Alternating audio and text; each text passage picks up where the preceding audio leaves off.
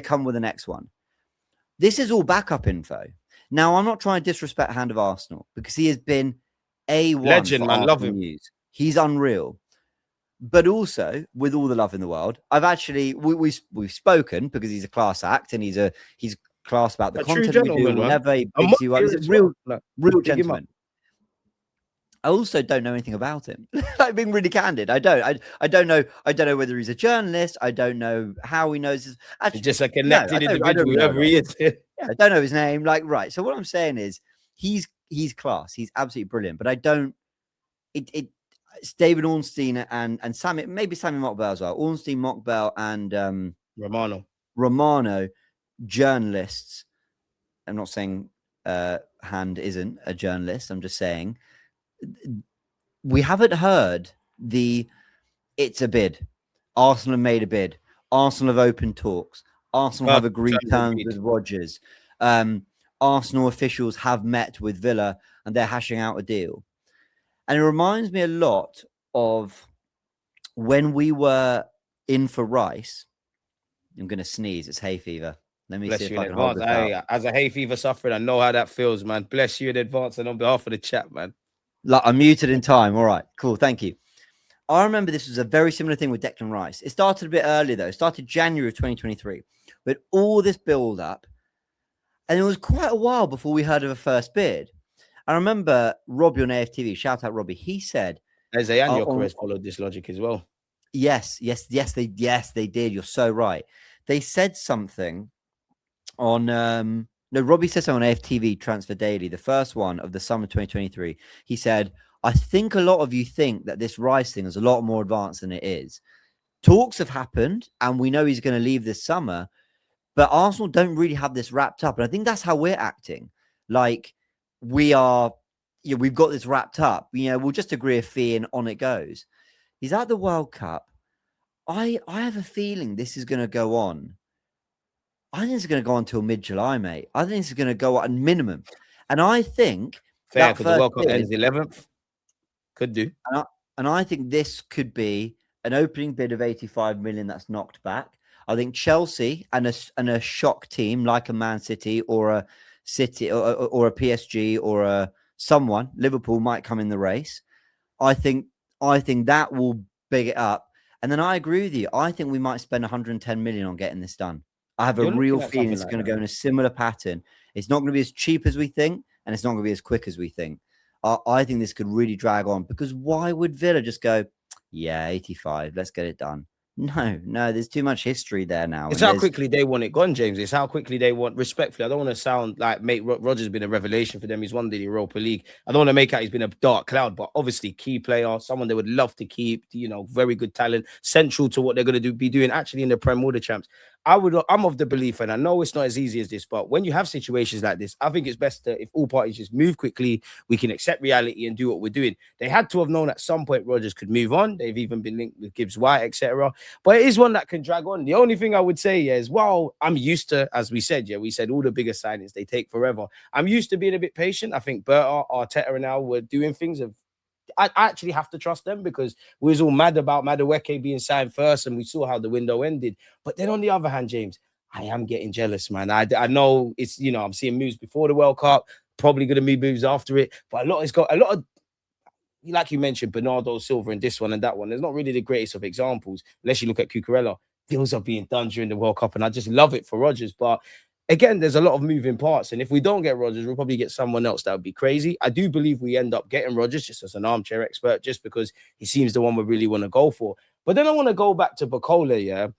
Obviously, I've seen Barcola. He's done well. He's a good player. I'd have him to the point where I'm actually a hypocrite, because a lot of the reasons I want him, I don't necessarily think we need profiles like where they've got unreleased potential, but he hasn't realized his potential. I think a lot of his moments do come when there's a lot of space, and I get the pace, but the reality is we're playing against low and deep blocks and stubborn units week in, week out. He is another player, well talented, and I would love him to sign that. We would talk similar kind of talk around Martinelli and Noni Madueke in terms of greater consistency, greater decision-making, and we're all kind of betting on that. Like, is it the signing that's really an upgrade on paper? Like, not just because he's better allegedly than Martinelli or Trossard, but is this really the guy? Because there's a lot of expectation on him. I think it is. Now it depends He's what you call quality. the guy. You know, we're not asking someone to come in and win us the title because we've just won the title. So you know, the question is, what does being the guy mean?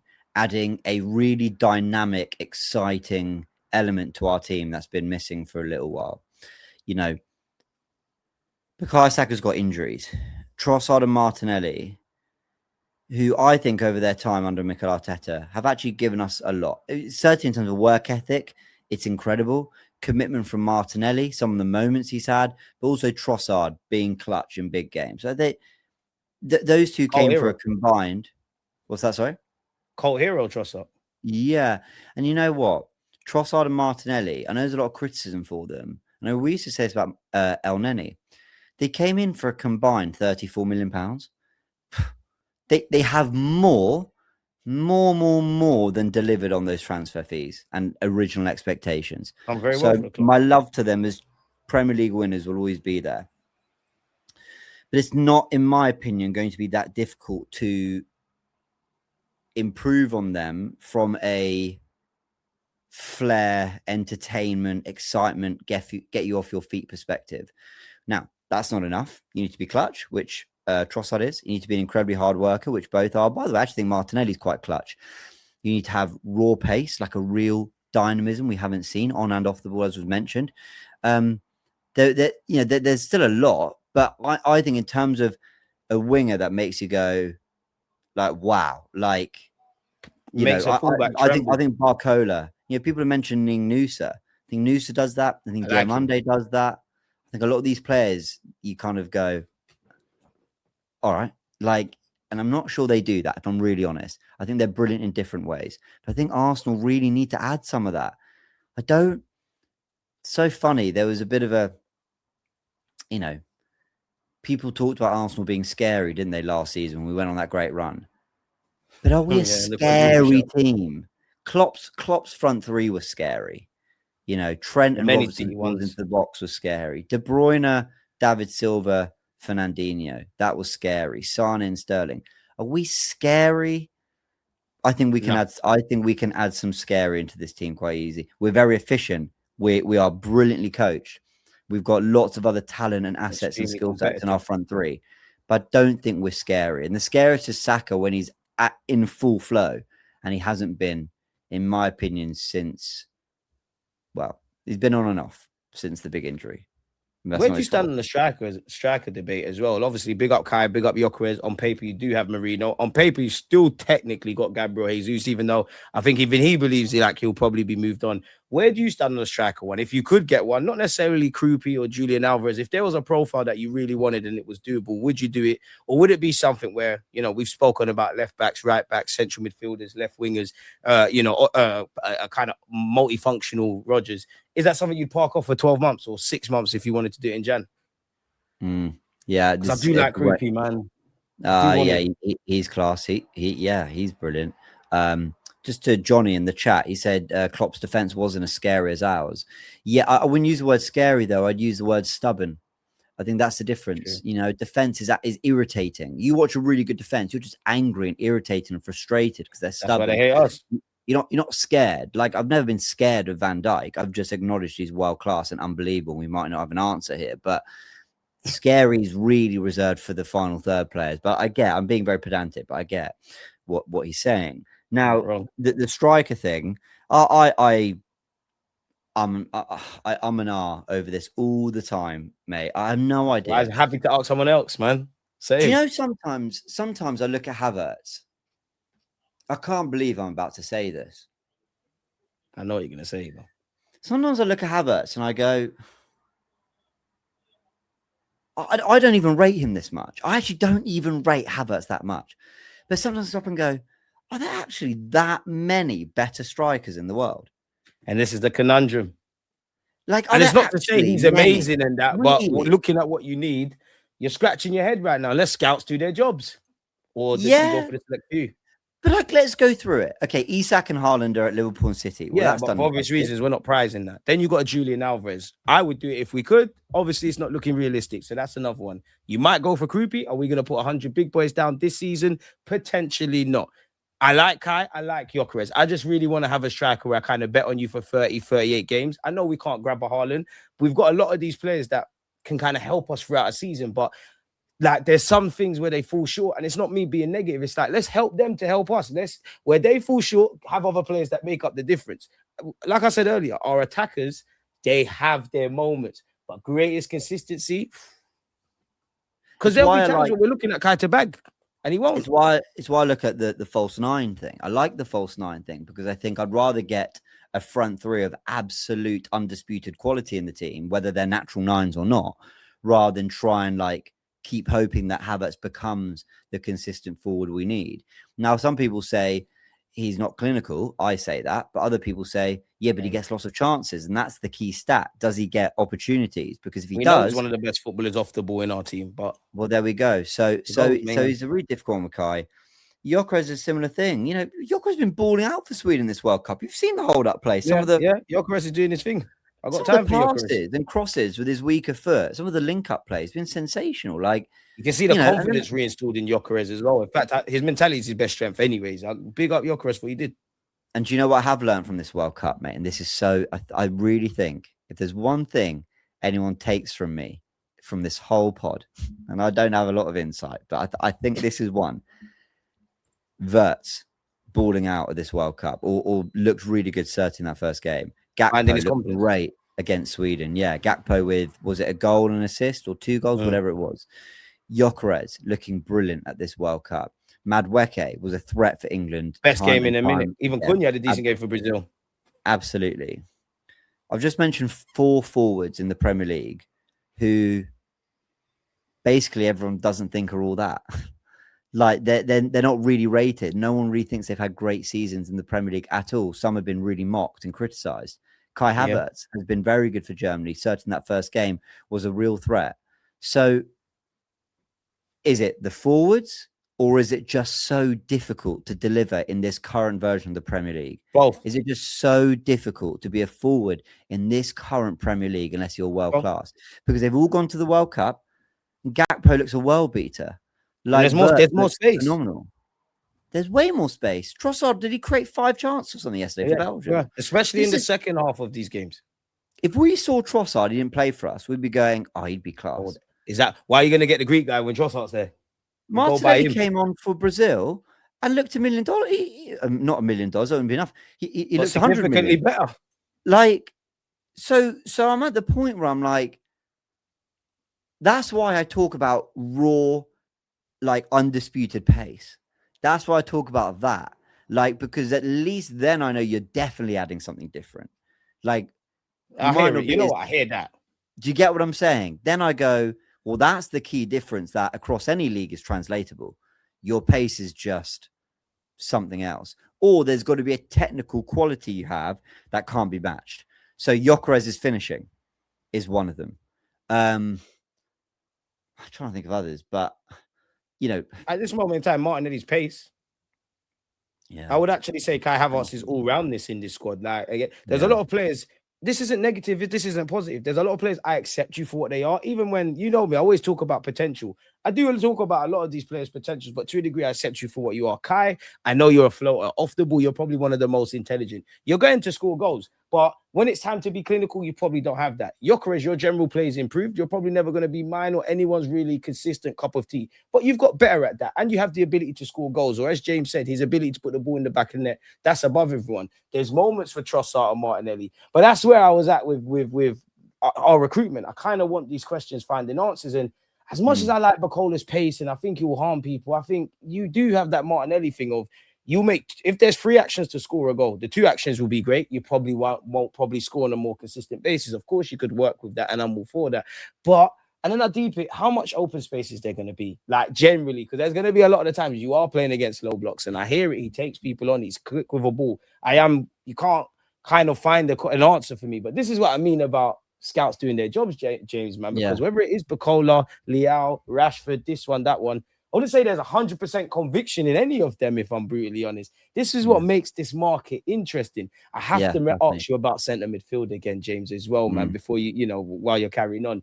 Like, would you go Bawardi or Tonali? Because I'm more of a Bawardi guy. I think potential, all of that. But if we're doing it, trying to just do this right now thing, Tonali's there. Yeah, I'll keep it quick on this one. But I think I'd rather roll the dice on Buadi's ceiling than I would Tonali's current level. Now Tonali would come in and probably do a job quicker than Buadi. But we've got Rice and Zubimendi and Lewis Skelly. All three of them have a claim to be starting in this Arsenal midfield. If we keep Ødegaard, then you can go with a flat 3 or say a 6 and 2 10s. I'll go Buadi, but he's more of a 6. And then I'm like, that's a lot of 6s. So listen, I don't have a clear preference. I'm 51-49 towards Buadi. But yeah, I'll go with that. 60-40 even for me. Yeah, it's a weird one, James, man. Like, and even just saying that, I had the thought when you were saying that, and I went back when you mentioned Nico Paz. I found myself asking myself two things, James. One, are we going to be even more diabolical for the oppositions for a bunch of reasons through central areas, whether that is, a Morgan Rogers running behind, a Miles Lewis Skelly providing a different dynamic, a rejuvenated Zubimendi, a multifunctional Rice, the Eze's, the havoc you could cause with an Ødegaard, Eze, etc. And the next one would be, how are we going to fit that all in? Because surely that gives more reason to an Ødegaard leave, because you can't do it. And then you've got Wanyeri as well. Yeah. So, well, this is really difficult because I'm like, because we've moved to a double pivot midfield, but then I'm like, what I love about the double pivots is they all complement each other really well. Like Marino can play with, we see Marino now as a final third player. He can play with Zubimendi really easily. So we shouldn't discount him from there. But then Lewis Skelly, both him and Rice can trade who goes forward. And actually Zubimendi is more that kind of player than I realized. So if we played Zubimendi and Lewis Skelly in midfield, that would have been seen as lightweight maybe a year ago, or certainly before Lewis Skelly's breakthrough. Now, having seen what we've seen of them, that's a robust midfield. They might be under 6 foot. It doesn't matter. They are strong, good in the air. Like they can be powerful players in their own right. So I really like I like Alex Scott. You asked me Tonali and Buadi, right? If you asked me Scott, he would have won the debate for me. That's the more creative 8 type that I like, who can also bring the legs in midfield, who can also. If we weren't getting Rogers, I'd go for him, Do you not think he plays a bit deeper than Rogers, though? Do you not think he plays a bit deeper than Rogers, though? Yeah, he does. He's more of a conductor. I just feel like with Eze, with on paper Wanyeri, with Ødegaard, with Rogers, I kind of have enough of those. Like, that's kind of why I'm even more happy Lewis Skelly's playing in midfield, because you're just kind of a raw option. Of course, you can play 6 or 8, but you're a bit different to what we have / brought out. I know me and you in passing comment made that joke about Wenger would be proud of what we've got. But I do think we're getting that. I do think we're getting more balance. And this is where I lean towards, you sold Barcola to me a lot better, because I do want that balance. I want the pretty players that want to all come to feet and play in congested areas. I want a Rogers who's going to run in behind. Maybe Gyökeres would benefit from that. And a Barcola who, let's have it right, I'm not trying to slate Martinelli. I'm not using this to praise Barcola, because the bar arguably could be on the floor, but you are better than Martinelli. So it would be interesting. My last question for you, James, I know you got to get out of here. What player for you in this team do you think has the most approved next season? Ooh. I got to say the best till last, man. There's 2 for me. Yeah, this first one's going to be a really rogue shout, but I'm going to have Saka in there. And that's most improved on the season he's just had, which, by the way, I don't think was a bad season. Man, Saka, if he can just manage this injury first, he might need to do a tricky first few months. We don't see a lot of him. But I think by the second half of the season, he's going to be on it. I think they're going to give him the Dembele treatment. Just try and nurse him into the right, I don't know, just sort what needs to be sorted. Given the time he needs. Good for England, to be fair. Yeah, and I think he's going to come back electric. So Saka's one of them. Next one for me is Zubimendi. I think Zubimendi next season. Thing is, Gyökeres is up there too. Gyökeres, after a season of bedding in, I could see the goals flowing for him now easily, especially now that we kind of know what he is, and the expectation will be lowered, but we also know he can deliver. So I think Gyökeres is definitely a shout. I'm backing Zubimendi. I think we know that 6s, Fabinho, Rodri, they've always taken time. I've seen the tweets. City fans who didn't rate Rodri, Fabinho took a little bit of time to settle. I remember that. Now suddenly, these are two of the best sixes that the Premier League has seen in the last decade. Or more. And I think we could put Zubimendi, maybe not in the category of those two, but in the category of a six who is going to blossom in that above role everyone now. And I think he's going to be brilliant. He's going to barely play at the World Cup, and he'll come back ready to go. So Zubimendi for me, I think I'm backing him next season. It's a weird one with Zubi because I think he did the reverse Eze and Gyökeres in that their season started slow. They ended it kind of strong. It was Zubimendi was in player of the season shouts. I think he statistically had the most amount of goals he scored in a single career. Obviously, there's a lot of minutes. They're the excuses I can give him. Unfortunately, Zubi, I just think your form went rubbish. I think Miles Lewis-Skelly came in at the right time. I do think he lost a lot of confidence, but I make you right. So I can't knock that. For me, and to wrap this up, I'd say Martin Odegaard purely because I believe in you. I think you're a quality player. I think you're one of the best in our side. I've kind of given up on the 2022-23 goal scoring, but that's gone. I think you're a conductor. Arteta likes you, but some people would rather Wanyeri there. Morgan Rogers hasn't signed for my club, and I personally think he would start ahead of you. I like what Eze brings. You mentioned it in passing comment, but depending on some of our midfielders, we could do away potentially with an 8.5 and revamp it. So, and you are the captain. History might be unkind or kind to you. I could be a bit shameless to ended our 22-year drought, but I think you need to remind people who you are, Odegaard, if I'm completely honest. So I'd go with them. Apart from that, I think everyone in it, we got to prove we're not flash in the pan, James, and just retain this Premier League. I've never been more convinced we can do something. Me and you the same age, so we've both never seen it in our lifetime. Obviously, James, all good things have to come to an end. It's been a long time. It's been a fantastic chat. What content you got to come out, man? I appreciate it. Well, I don't know why I put myself through this, but daily World Cup content on Football First. So thank you to those who have been tuning in. It's out every day at 9 a.m. So it's been early starts. But yeah, the Goonerverse, just my updates on the news. It's very much news focused at the moment. But obviously more to come when we sign players. We'll get the tactics board back out and do all that. But thank you for having me, man. I really appreciate it, man. It's always a great chat. It flies by. I didn't even clock. I was like, oh my word.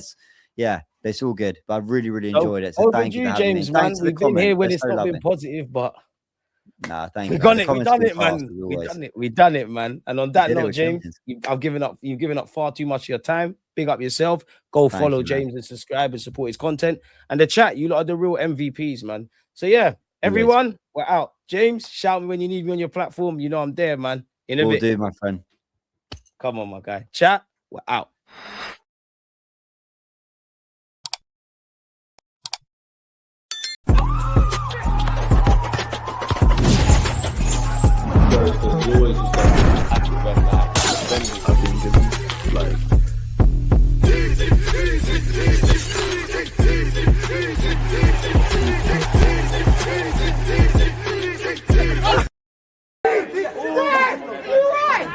You can do this, you can sound right. I get this right back, Charlie. Definitely.